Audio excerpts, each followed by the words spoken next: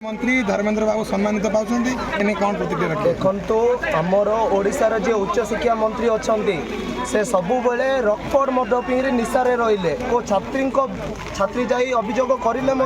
से बुझी पारु नांती छात्री अभियोग कौन रही देखो बालेश्वर रे 3 सप्ताह तले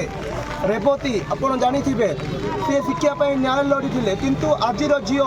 शिक्षापी घर बाहरी पाठ पढ़ा जाऊँगी बट ताको न्याय मिलूनी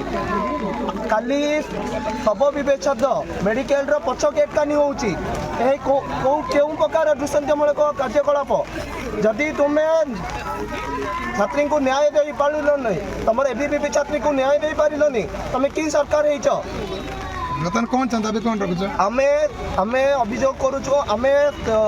उच्च शिक्षा मंत्री सूर्येश्वर जीवंशी इस्तीफा दिंतु मोहन माझी इस्तीफा दिंतु यह ही आमर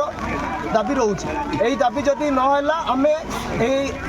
राजरास्तार आमर दाबी पूरण नहला जाए लड़ाई करूँ।